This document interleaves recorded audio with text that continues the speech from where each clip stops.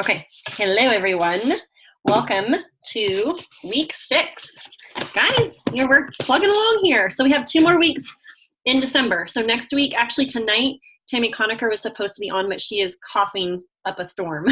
So she is not on tonight, but she's with us in spirit, and she will be back on the 16th to host this call. Next week is Cassie Johnson, Ruby Ambassador, and let me get my light on. Sorry about that. There we go. Okay, so we're going to be discussing in the 21 Laws of Leadership, chapter 11 and chapter 12. And I was so blessed to read this morning early. I read it first thing and thought it was so good. Oh my word. I have coyotes like right outside my window. Let me make sure the dog is inside. Hang on. Y'all can talk about the inner circle. Who is your inner circle? Let's talk about that for a quick minute. I'll be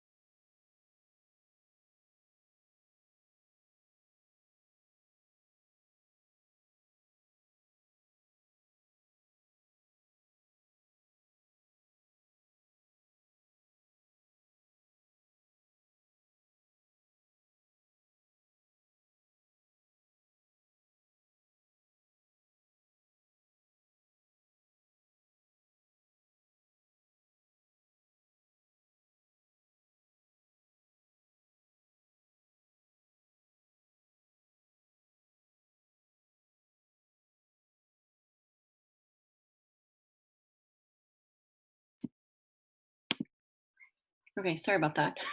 It's a little freaky. The boy shot one of the coyotes, and they tend to like come back here, like they know who's picking off the whatever terrorists. Okay. Anyways, back to the chapter. Chapter is interesting to me. I always think people are naturally gifted, and that's why they're jewels or diamond. Oh, interesting. Melody, you'll have to expound a little bit more when you're in a place. I don't know if you're nursing the baby right now, but share with us those thoughts. Feel free to interrupt me, guys, too. I feel like the study is valuable if more people chime in. Let's talk about the law of the inner circle. So who is your inner circle? Let's start there. You can put it in the comments or unmute. Who is in your inner circle? In life, in Plexus, in ministry, like whatever groups you're part of. Who has something to share about that? Have you thought about that? This was actually good for me to think about, Megan, because I tend to be not real open to having an inner circle, other than probably my husband and the fact that I have 7 children and some of their spouses. I don't necessarily open up outside of that very well. So this was kind of this team approach that they started the chapter with was real interesting for me to think about. My dog just went running. But so I spent some time thinking about it earlier today too, of why am I not open a lot of times to even having an inner circle? You talked about a group larger than 7. You basically have to break it down. So you basically have created your own inner circle, which is really cool. As a mom of a lot of children, you have an inner circle, and it's one that you gave birth to, essentially, which is cool. Who else has something to say? Jill, I saw that you're unmuted. Were you going to pipe in something? No. Oops, I can't hear you. Maybe you're not unmuted. Okay. I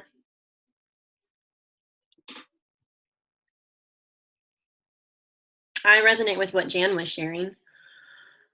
When you have a large family, I am one of a lot of children, and so like I already have kind of my sister-in-law. There's there's a core group of us moms at church, which I feel like I am the oldest one. They're like, I don't know, there's probably 5 or 6 younger moms that we go and have date nights, just girl date nights. And so I feel like there's an inner circle right there. And it's a blessing. Like, it's such a blessing. And I would say if you don't have an inner circle, think about creating one. And we talked about this last week, didn't we? Where Kayla was talking about like being the initiator in her life and her circle of people, because you can get a sweet group of people going. It doesn't have to. I mean, yes, there's plexus inner circle, which I'll just say really quick. I think initially, or your inner circle is your upline, and maybe like if your spouse is supportive, like in the Bible it says where 2 or 3 are gathered. I feel like if you have 2 or 3, like that's an inner circle. You have a couple of loving mirrors. Who read The Secret Code of Success? Noah St. John talked about having some loving mirrors, some support people in your life that can shoot you straight, that can share perspective. I am someone that really values perspective.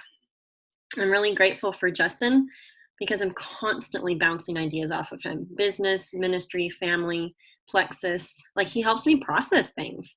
So even if your inner circle is like one other person that's like in your circle with you, and if you don't have that, seek it out. If your upline doesn't initiate with you, seek it out. They may not know you need help. I know when I started, I did not talk to Carrie about my bowel issues. It's like, oh my word, this is crazy. I should have initiated, right? We shouldn't just assume that people know what we're feeling or it's their job to reach out and make sure that we're doing okay. You initiate, right? Create that inner circle. And it says, nobody does anything great alone. Leaders do not succeed alone. A leader's potential is determined by those closest to him. And I'll say also, if you are realizing that you are the most successful person in your group, in your core group of like 5 or 6 people that you hang out with, you might need to either get a new group or have another group.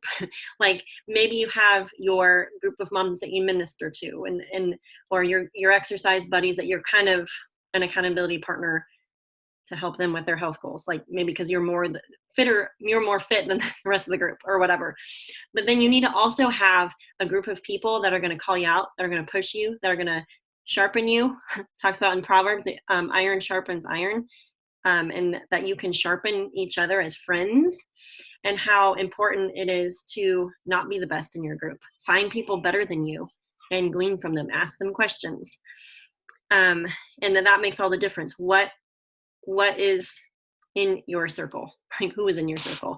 Bending your ear. If you have a lot of negative people in your life, you might have to distance yourself. That doesn't mean that you don't love them or that you can't hang out sometimes, but maybe not every time is a crisis that you need to be listening to, because that will affect your energy. That will affect, even if it's not plexus related, but it's an energy drainer. You want to be surrounding yourself with energy givers.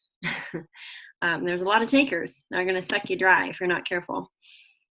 Melody says, a thought I've been thinking, sometimes new people in your circle is needed. Janelle says, if we are always the best in the group, we have created a lid and can't grow beyond that. That's really true. Did you guys all listen to that Chris Harder podcast? It's like homework in November. I feel like I kept repeating myself about listening to that. Go back and re-listen. Like, if you go on a run or you're in the car, like, flip it on again, because he's talking about the way 10 things that are hallmarks of people that are successful. And he talked about that thing, the law of the lid. And I just lost my thought. With that podcast. Oh man, where was my thought going with that? Successful people are always part of some sort of accountability master mindset group all the time. Like, hands down, you're putting yourself in a position to be encouraged, inspired, to push you. I know that when I'm in Jessica Heffley's accountability group. Where are my books? I'm also in another one because I'm going to Brooke Hemingway's retreat. And so I have Secrets of a Millionaire Mind going. Some of you earned that because I put it out an incentive for that. If you're a level 1 of mine, I gifted that. I'm also in accountability, well, Brooke Hemingway's Align Retreat info, and she's starting this book study on, it's called Happy Money. But I mean, it's not all about like making millions and money, but the idea is we're growing our mindset. Because if your mindset is so limited that you feel guilty about making a little extra, like you're not going to be making diamond money. Like it starts here. We have to think bigger, right? And it's not necessarily just tied to money, but if we get our money right, it filters into a lot of things. It's the same with like if you lift the lid with your exercise or your spiritual growth habits, or it's educating ourselves, right? And with more education, more knowledge, we can do better. We can be better, right? And so a hallmark and a mark of someone that's successful or that will be successful is that they're putting themselves in position, meaning as you're in your inner, who you surround yourself with, what kind of groups you're involved in to help grow yourself, grow your business, things like that. Our pastor just preached on our friends and our one who we want to reach. Yeah, Justin has talked about that before. You want, how did he say that? You want a Paul and a Silas, like someone that you're always mentoring, and then putting yourself in a position to also be mentored. I just started See You at the Top by Zig Ziglar. So good on mindset. Yes, Justin read that to the kids about 6 months ago. It was so good. Yeah, and one way I maximize my time, because I know a lot of you are busy moms and have littles, pop an earbud in, like one earbud, so you can be listening with one ear, but like doing laundry in the car, doing kind of like mundane things. Feed yourself, right? Feed your mind. I listened to that book on audio while I was running this morning. You can get, and while I was in the shower, you can get a lot done when you're in the shower, listening to stuff. Okay, and you talked about Neil Armstrong. That was interesting. Leaders have to deliver. There's no substitute for performance. But without a good team, they often don't get the opportunity. Their potential is determined by those closest to them. That is the law of the inner circle. You guys have anything that you wanted to pop in and say about that story about Neil Armstrong?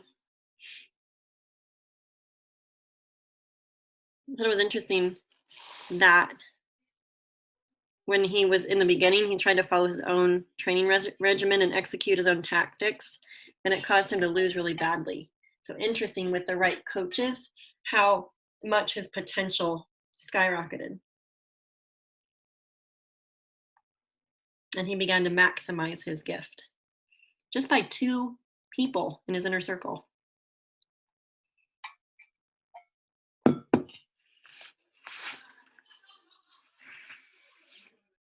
So question 4 says, how will your potential be affected if you don't form a strong inner circle? What do you think?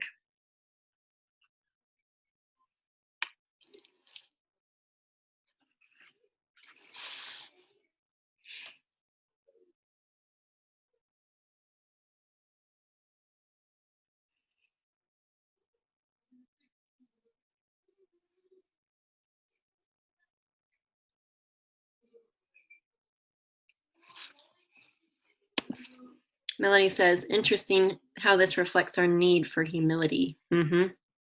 Yeah, maybe thinking that we could do it all by ourselves. I think Jan already answered it. She basically said, you'll have a lid. You'll have a lid. Oh, I thought this was interesting. On the learn section, it says, most people create an inner circle of people. However, they're not usually strategic in doing so. We naturally tend to surround ourselves with either people we like or people with whom we are comfortable. Few people give enough thought to how those closest to them impact their effectiveness or leadership potential. You see it all the time with certain athletes who transition to the professional ranks and entertainers who achieve success professionally.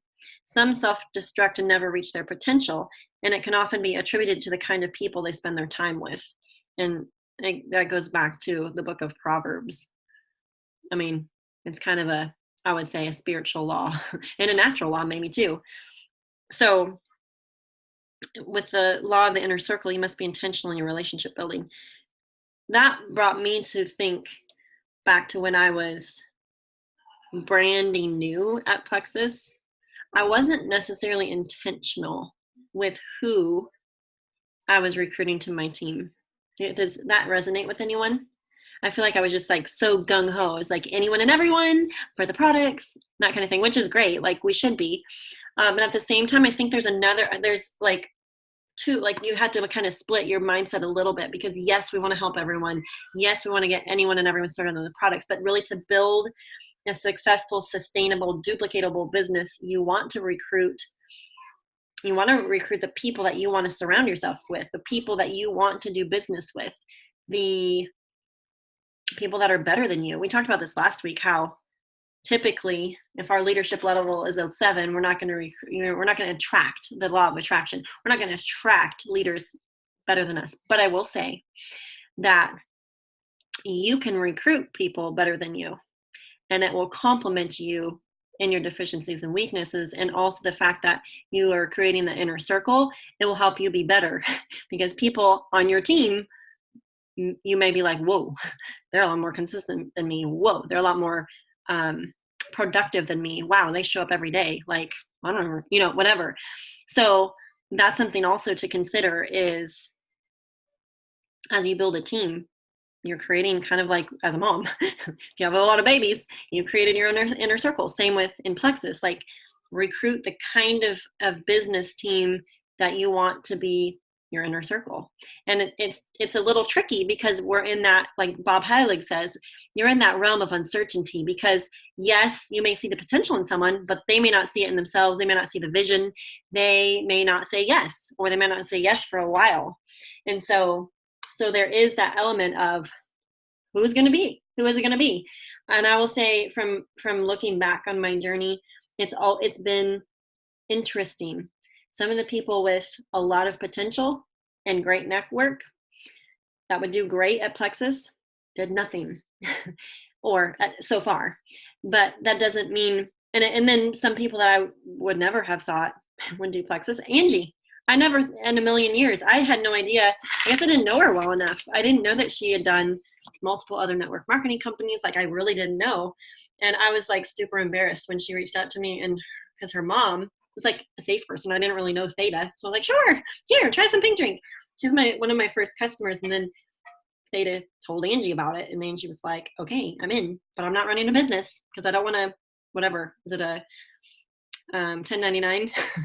Whatever that was. But it's just interesting. People catch a vision for what it can be. So I thought it was interesting when he talked about bringing a complimentary gift to the table. And because of his leadership gifting, he naturally attracts leaders.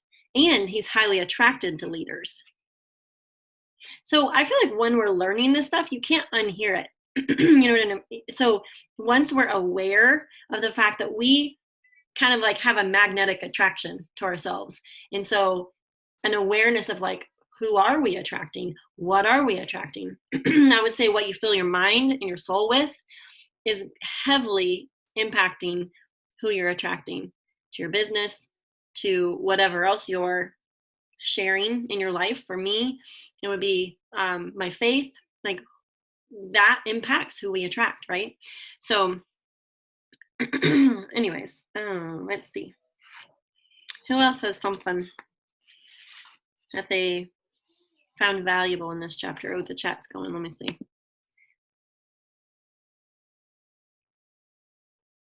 We need help with our weaknesses. Yeah, who we are is who will attract. Whoa, yeah, which is why in a business like this, we have to constantly be working on ourselves. And this business is exposing.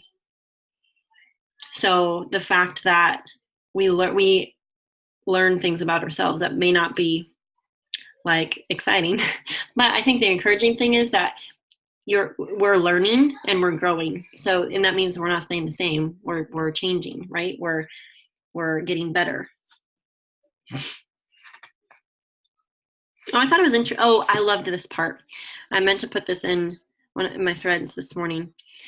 He talks about on page 116 on the law of addition, how people add, subtract, multiply, or divide when it comes to others. So here's another thing you can't unhear.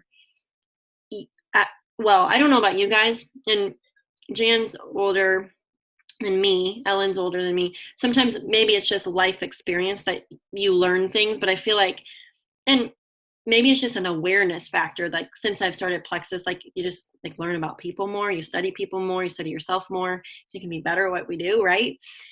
So maybe this is a little bit of like just maturing and being a little bit older, but having an awareness of people. Like you'll see people in your church, in your spheres of influence, school, work, whatever, that people are either adders, subtractors, multipliers, or dividers. And it's okay to be aware of that. Like the more you get to know people, you can mark them. Like, of course, we want to love everyone, but if you know of someone that's a divider or a subtractor, like I'm willing to love, of course, but sometimes you have to put boundaries up to protect yourself, to protect your business, to protect your family, whatever. So having that like people awareness, I think, is a really wise thing.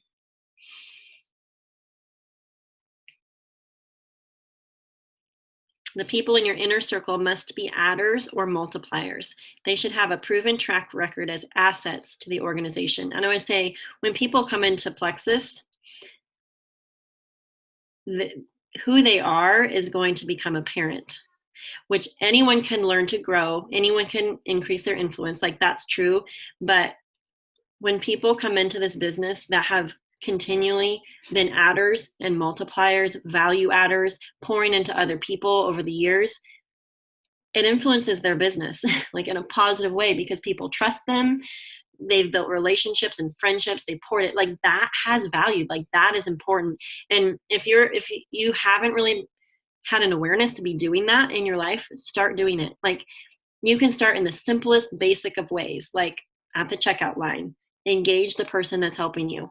I don't know if anyone else feels like that, but I prior to Plexus was not like an energy expender. Maybe that means I am slightly introverted. I don't know. But my mom was always engaging people, talking to them, investing in them, like people she would never ever meet again. But I'm realizing it's really a mark of being an adder and a multiplier because sprinkle sunshine anywhere you go, and it takes effort and energy. But like I feel like that's what we've called to be as Christ followers, right? Who's gonna be attracted to someone that won't talk to them or won't take the time or interest in someone else's life to make their day a little brighter, right?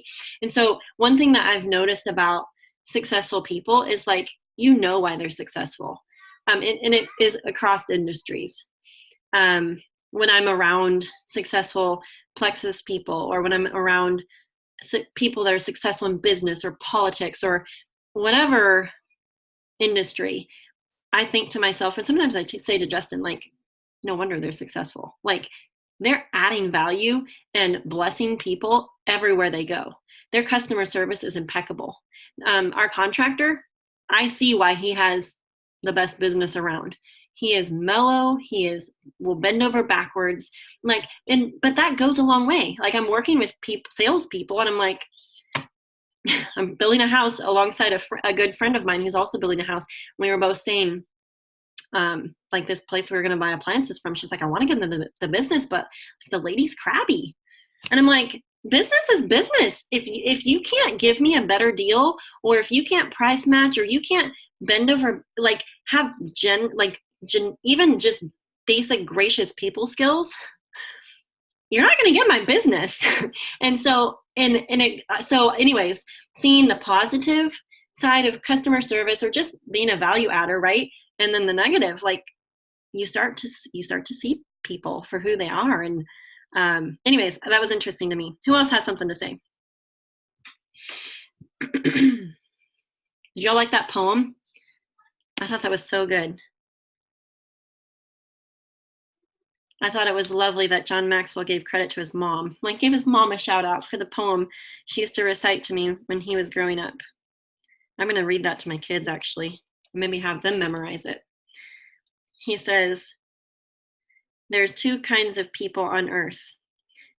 They're the people who lift and the people who lean. Look only for lifters for your inner circle.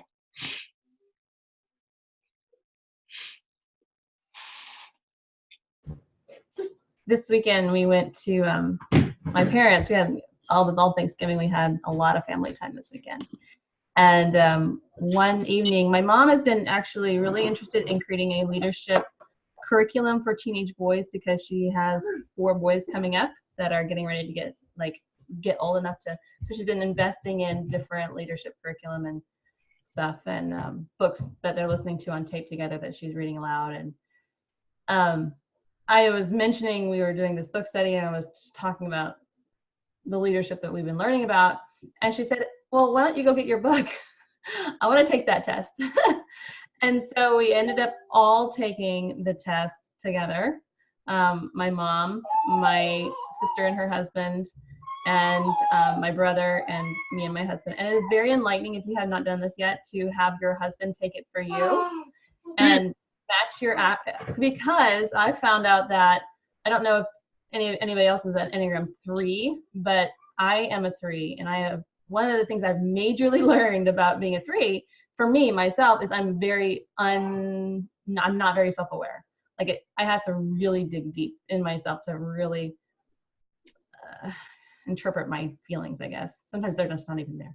Anyway, so it was really helpful for my husband to take it for me, and then we kind of averaged his answers with my average, kind of to find a real, so you don't give yourself the benefit of the doubt, or you're not too hard on yourself. Because I know I swing from one pendulum to the other. I'm too hard, or I'm not hard enough. And so it was really enlightening to see his answers and how he sees me as a leader. And I was just actually on the phone with my mom because I was like, don't throw those papers away. I want to see those, because I forgot to bring them home, but I think she did already. But anyway, but it generated some really good discussion, especially with different family dynamics going on and stuff. So it was really good.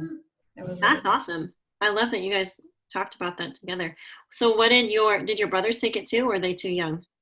So I have 6 brothers, and the 4 that she's doing the curriculum for, they're too young. The oldest is 12. But I have 2 older brothers, and one of them was there, and he's 23, and he took it.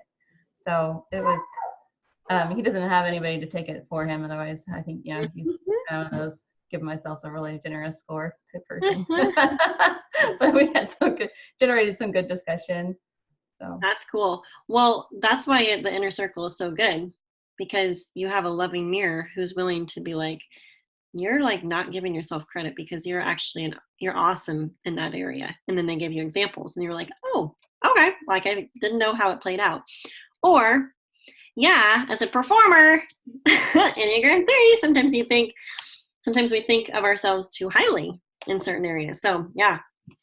So let me ask, Kayla, did you struggle when you got to the take action point in this chapter and we're trying to list your inner circle and what contribution they made in your life? Did you struggle with that aspect of the chapter? I'll be honest, I haven't actually done that part yet. Okay. Well, because I found it really hard to actually identify people's contribution.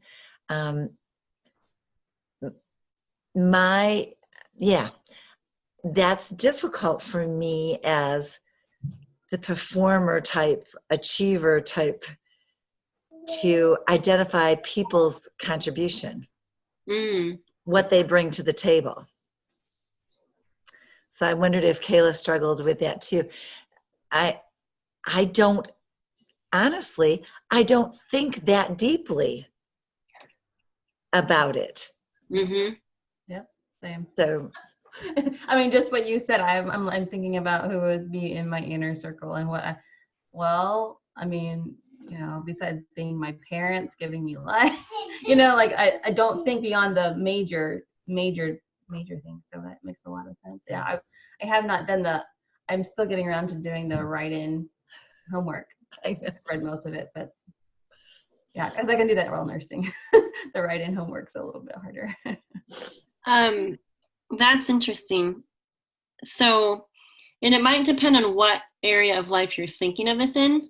Like maybe some people are thinking of it in a ministry aspect, like they have a ministry team that they're in charge of. Or family dynamic where your inner circle is basically like your kids and your husband, like the dynamics there might be harder to actually tell the contribution since you're kind of the, what's the word? Authority or value adder. I don't know, but it is food for thought though, because even with our kids, I don't know, I'm seeing my kids have skill sets that I don't have. Like I have a techie kid and I'm so thankful he's techie because I'm like, hey, can you go set up the computer for me and like download all the stuff? So it says, what areas are they more equipped in than you? How do their abilities complement and complete your abilities? Even in marriage, that might be even an area to think about, like an inner circle. I mean, it's just two of you, but how your spouse complements you or things, has different abilities. We took it inside. My husband took it too, and it was really interesting to compare my answers, his answers about me, his answers about himself, and just the spectrum there, because there was quite a few that he was strong and I was very weak, and like I knew that because he's a 9 on the Enneagram scale, complete and total opposite me, and so yeah, it was very interesting. We had a lot of balancing out.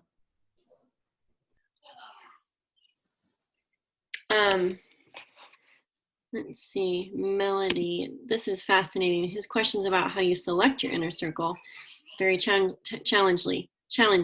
I've mostly been passive about that in the past. Really had those who I naturally get along with, and I think a lot of that stems in a really poor view of myself and my worth. It feels hard to specifically choose who is in my inner circle. Like, as I'm doing lots of reading and studying and working on the image of myself, I'm seeing that I'm worth it. We're worth carefully choosing who's in that circle. Yeah, and sometimes people are in our circle kind of by default because maybe you're related to them or you're in some sort of consistent contact with them. So that's interesting. I would say from a team standpoint, I feel really blessed because there's so many of you guys and people on the team that are so strong in a lot of areas that I'm not strong in. And just the celebration of gifts. I feel like the first time I realized that was when we all met up for our first team retreat. And like, it was really humbling to be part of a circle of such powerful women, basically. And I think maybe sometimes we feel like there's no one else like us in our current circle because people aren't investing in personal growth. Most people don't even read a book after high school. Some of you homeschoolers might be a different genre there, but generally speaking, you might be like the 4%er in your circle, which can make you feel really alone. But I think the encouraging thing is like, we're not alone. And when we get together as a team at any event, you realize I'm not alone. There are other people committed to growth, committed to the inner circle, those things. I love that it's causing you guys to think, causing us to think deeper about things, right? Let's move over to the law of empowerment. This is really good. This kind of is a segue with what Melody was saying about worth. And I am listening to this Millionaire Mindset book, and it was interesting because when I was running this morning, he was talking about the difference between the way, for lack of a better way to describe it, poor people think and rich people think. And it has to do with your self-worth. And like actually hearing someone speak that out loud was really intriguing and interesting.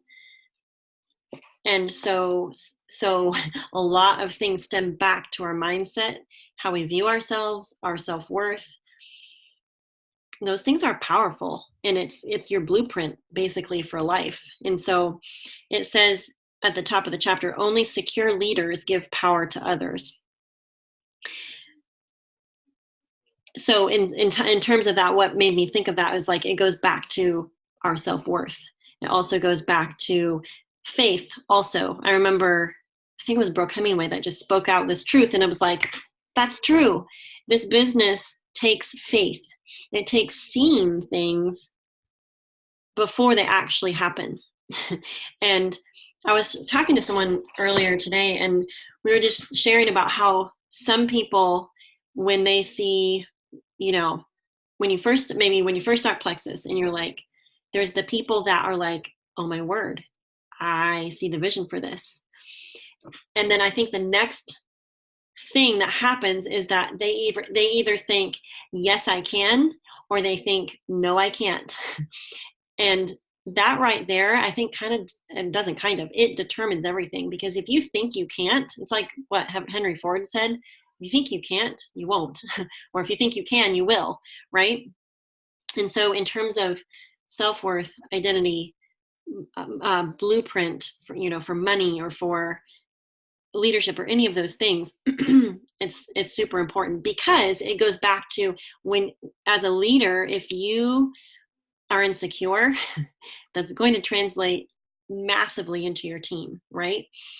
And so he says, by becoming a secure leader who can give power away, you'll make your organization more powerful. And if you're an Enneagram 3, you might be a controller, or maybe that's an Enneagram 1. Either way, we're perfectionistic, or at least I am. I'll just speak for myself. I'm perfectionistic, and I'm a controller. So as a mom, it's been hard to train my kids to do things in the house, because I want it done the way I want it done, right? Which, of course, I'm working with them, but there's a lot of process there, right? Because they're not going to do it perfectly every time. Same with, maybe you have household help. Maybe they don't do it the same way you do it. They fold the towels differently or something goofy like that. Like, you have to be secure as a leader to let other people step up and take the role. If you let someone else lead a team call, or you let someone else post in your team page or in your chat thread or whatever, you're giving power away to them. Yes, you're empowering them. But if you disregard, it says, if you disregard the law of empowerment, your potential will be limited. And then it went on to share about Henry Ford. I did not know that about him. Has anyone been to he and Thomas Edison's vacation home in Fort Myers, Florida? That's a good place to go. Really interesting. But it says he was the antithesis of an empowering leader. Only secure leaders are able to give power to others. Have any of you ever had an example of how a leader in your profession or area of service has violated the law of empowerment? Do you guys have any personal examples there?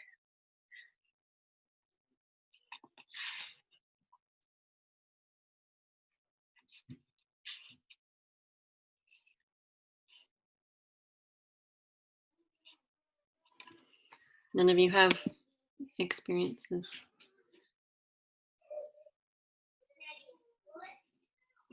I'll hop on really fast.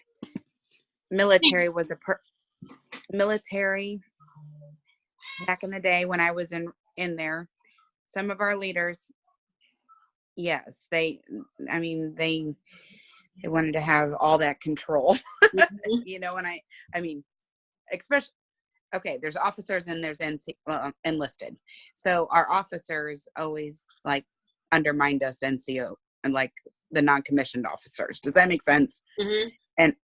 And so, yeah, they yanked things and didn't let us make the decisions. And I think that, that kind of makes you settle back down in a shell. You know what I mean? Does that make sense? Oh, yeah. I mean, because when you try to bring something to the table and they're like, no, it's this way. And it's like, oh, okay. So, yeah, but I'll be honest. I thought we were doing chapters 10 and 11. So I apologize for that. So I didn't read chapter 12. I'll be truthful. So I did 10 and 11. Because you probably see that in military stuff. Military, that makes sense because there's such a hierarchy of leadership, and right, bad leaders can influence a lot of people. Well, yeah. And I was actually talking to somebody at our Thanksgiving dinner last week, and and one of the kids that's in the military now, he's like, things have changed so much, Angie. And I said, I know, but I mean, it's probably the best job there is out there anymore. You know what I mean? I mean, secure wise. And he was like, I think I'm only going to do my 6 and I'm going to be done. And I said, why is that? He goes, because our leadership is horrible. And I'm like, oh, that's so bad. It's so awful to hear that, you know, because I was in for 24 years, you know, so. But that's enough of that. So. Wow, I didn't realize you were in for 24 years. Thank you for your service. That's awesome. Kayla, were you in too? No, my husband is actually getting out of the reserves next month. Oh, okay. And so he has an opportunity to go back into the Army, but he's currently weighing that decision because of poor leadership that he always seems to get stuck under. Mm. And then we're not on board with the whole mandatory vaccines. So that's also our decision. So, yeah, but no, he military, it really depends on what field you're in. Obviously, some people have great leadership and great experiences. That has not been our experience, and I was kind of sad because I was kind of just assumed, I guess. Like I don't know, if you're not familiar or from a military family, you kind of, it's all roses from the outside. But I had a kind of a shock when I got in, and it's not all it's cracked up to be, at least in security forces. Mm-hmm. Yeah, no, bad leadership, well, leadership will make or break your experience, because Justin was under a boss that was awful for years. And then once he was under good leadership with leaders that empowered him, did not babysit him, just said, you're fine, go do the things, you can do it. Go learn and come back. Like if you have questions, it's fine, but go do it. That's how you're going to learn the job. So yeah, oh man. And it's a night and day difference, because sometimes when you're in it, you don't realize, like, you know it's bad, but you don't realize how it negatively affects you. It says, leading well is not about enriching yourself, it's about empowering others. To lead others well, we must help them reach their potential. That means being on their side, encouraging them, giving them power, and helping them to succeed. That's not traditionally what we're taught about leadership.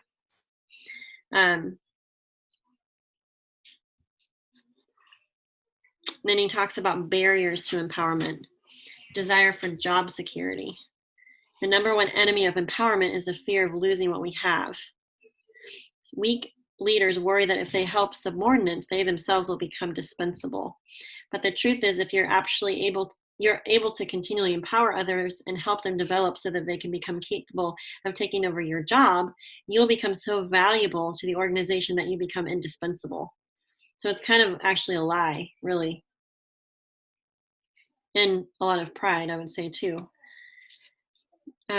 What if I work myself out of a job by empowering others? You may ask, and my superiors don't recognize my contribution. And he says that can happen in the short term. And I like that, because basically, like, people are like so short-term thinking that they're just thinking about themselves. Like, how will this affect me? But he says, if you keep raising up leaders and empowering them, you will develop a pattern of achievement, excellence, and leadership that will be recognized and rewarded. If the team succeeds, you lead. If the teams you lead always seem to succeed, people will figure out that you're leading them well. I think that goes back to being a servant leader also. Oh, this is good.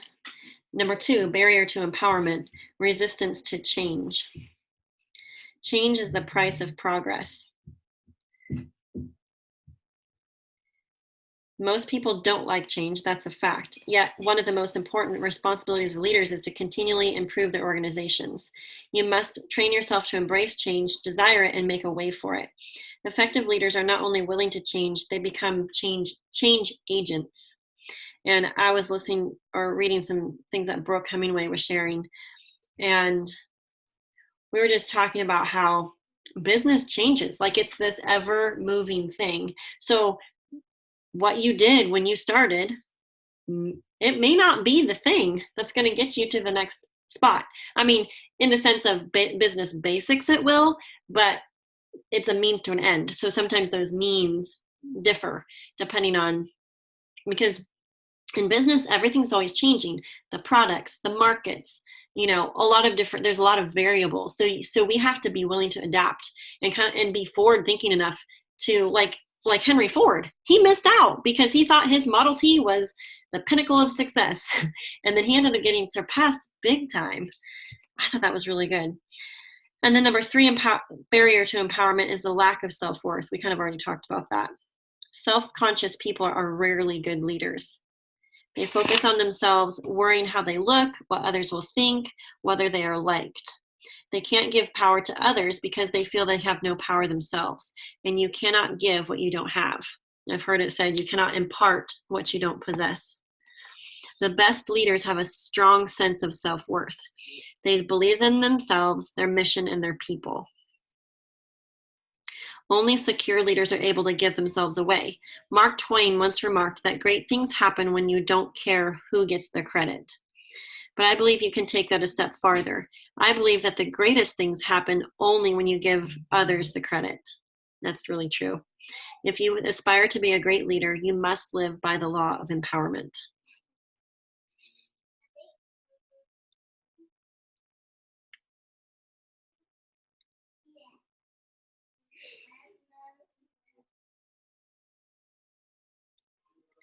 I really liked the little example he gave about having the volunteer stand in front of him and started pushing him down from his shoulders, and the lower that he wanted to push him, the more he had to bend to do it. So, if we're knocking people down, we're really knocking ourselves down as well.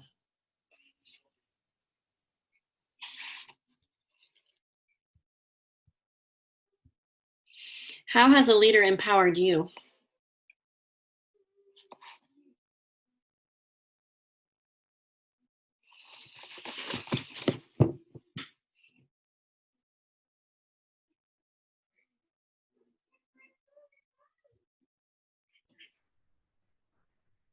I feel like I am better under pressure. And so when I'm pushed into a leadership, I tend to perform better. And then when I am forced to remember I am a leader. So I tend to be, I love the Enneagram because it helps me know myself so much and understand myself better because I'm not self-aware. And I realized that they say an unhealthy 3 is more like a 9. And I can definitely see myself becoming more like my husband especially when and moving towards being a healthy person and a better leader as I've become more self-aware, and all these things just help clarify it. This particular book and the Enneagram has really helped clarify things for me. So it's really good. That's awesome. Yeah.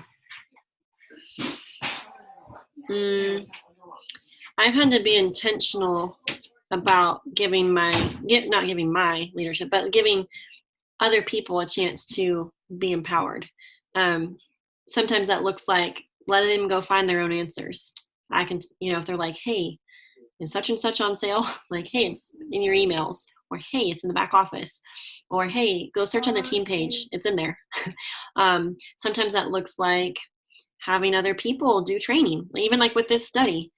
I want other people to be raised up to lead the study. Like, it doesn't always have to be me. There's a lot of people that are qualified, a lot of you guys qualified to host the study and lead it, ask the questions, things like that.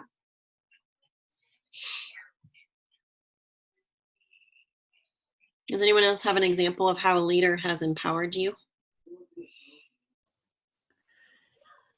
I experience it on a daily basis with my husband. Aw, that's awesome.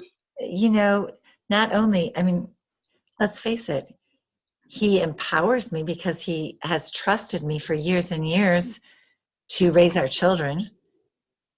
You know, whether he's home or not, he empowers me to make decisions and to choose the right course of action on a daily basis. And then in addition to that, I think it empowers us when someone's constantly encouraging you and pushing you to be the best you can be. Mm-hmm. And I think that is an empowering thing when they're saying that they know you can do it, even when you might have such perfectionistic type tendencies that you would rather say that it can't be done at all because you can't do it as perfectly as what you want to do it. So when you have somebody standing behind you, you know, matter of fact, one of his sayings to me will be, you know, something to the effect of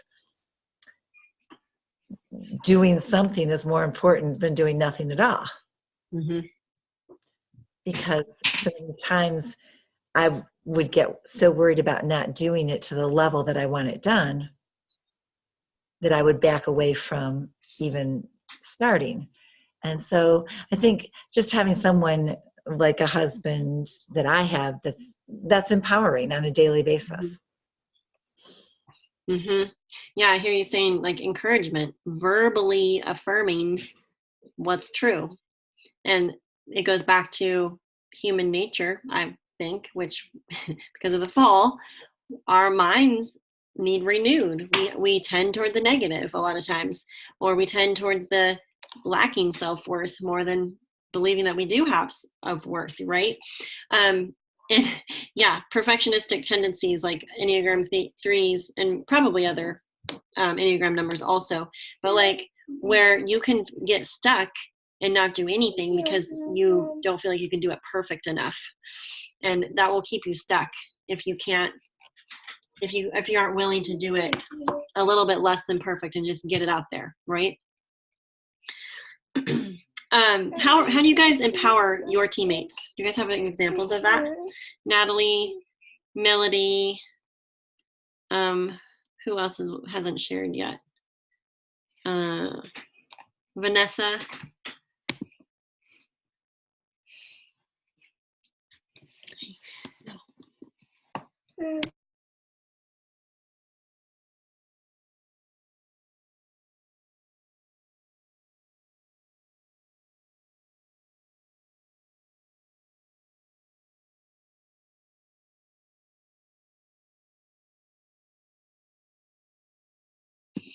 Well, this is something to be thinking of, is how can you empower your teammates? If you have a team of a lot of wholesalers or customers, you can still empower them. You can empower them to take their products, to be consistent. You know, that's a huge part of leading a team well, is helping people have results on the products and helping them stay consistent. Someone say something. I meet with my team every Tuesday afternoon. Exactly. Angela says that. Letting people know, like, this is a relationship business. And so empowering might look like being willing to meet up with them, right? Melody says, I love when our team shares in the chat threads, posts on our pages. I love hearing their opinions and ideas. Yeah. Yep. Okay. Goals. Let's see. I love asking people on our team to write out or do a short training on something they're learning. Mm-hmm. I'm working on not having to have everything done my own way. Yeah, aren't we all? Yes, Melody, I really resonate with that. I think that's a huge part of empowering people. Someone, a level 3 of mine, I think it was in a Marco Polo like 3-way chat with me, and I was just like, well, tell me a little bit about your story, where you're at with Plexus so far, like what are you noticing? And she shared with me, I'm like, okay, that was awesome. Can you share that in our 3-day challenge? And she's like, sure. But like, I empowered her to go make a video. I'm like, you can make it. You're not going to die. Someone needs your story. But I think it's our job to share our perspective, and instead of backing away from hard conversations, or I think I have shied away, maybe not even that I'm being dishonest, but like I haven't always been sharing my true thoughts, because I'm like, well, they either want it, they don't want it. It's volunteer army. They gave me all these excuses why this is not working for them. So, okay, be done. See ya. But that's not the loving thing to do as a leader. And that's not the empowering thing to do. I think when I'm operating as a healthier leader, and I am learning to engage more instead of just being like, okay, all right, see you later. Whenever you feel like working your business again, come back and I'll help you. But being willing to press in and be like, well, why? Like asking curious questions. Well, tell me more about like what's going on. What are you feeling like? And empowering and inspiring them, because it's easy for us to get down in the dumps. And when a teammate comes and vents to us about all the negatives, instead of us basically taking that on ourselves and like owning that, throw it off, dismiss it, and share your true perspective. Like, okay, like I hear what you're saying, and like you want to connect and empathize with them. Also say, hey, this is what you told me originally when we started. Do you remember this? Like, I don't, and just share from your perspective, because you never know how much your words can inspire and impact other people to go and do more than they think they're capable of doing, just because you believed in them and you didn't let them give up, or you didn't let them quit on themselves or their goals or whatever. Vanessa has a win. I've been talking to a chiropractor friend of mine for over a year, and she signed up yesterday. I connect with my team once a week, plus in between for specials. That is awesome. Way to go, Vanessa. That's fabulous. It is 9:01. All right, guys, I want to respect your time. I'm so thankful for you guys being on this. Natalie, Sharon, making yourself available for teammates. Yep. Whether it be to show up for a something share or ask them how they're doing. Yep. Share videos with them is encouraging too. And maybe as simple as tagging someone. I didn't know I did this, but I mean, I know I did that, but I didn't really realize how impactful it was. Cassie Johnson, who's a Ruby ambassador, and she lives like a mile from me. We grew up together.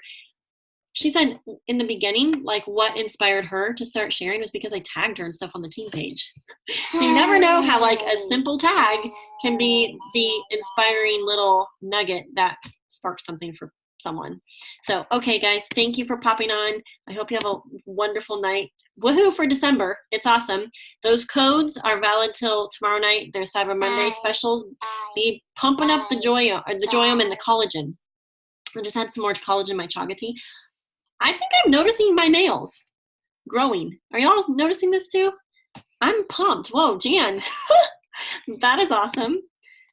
Okay, well, I'm really excited because January. And, that's even from somebody that cooks in a commercial kitchen every week. That is awesome. Oh, yours are growing too? Yeah. I just had to trim yours. Yeah. Mm-hmm. So my January is starting this month. Actually, it started last month or the month before, because I really feel like there's no reason why we can't press in December. I'm pumped. I'm excited. I'm excited for y'all for the new year. It's gonna be awesome. So thank you for being on. Next week, Cassie will be on sharing for week 7, which will be chapters 13 and 14. All right. See you all later. Have a happy Monday. Can you tell them goodbye? Bye. Bye.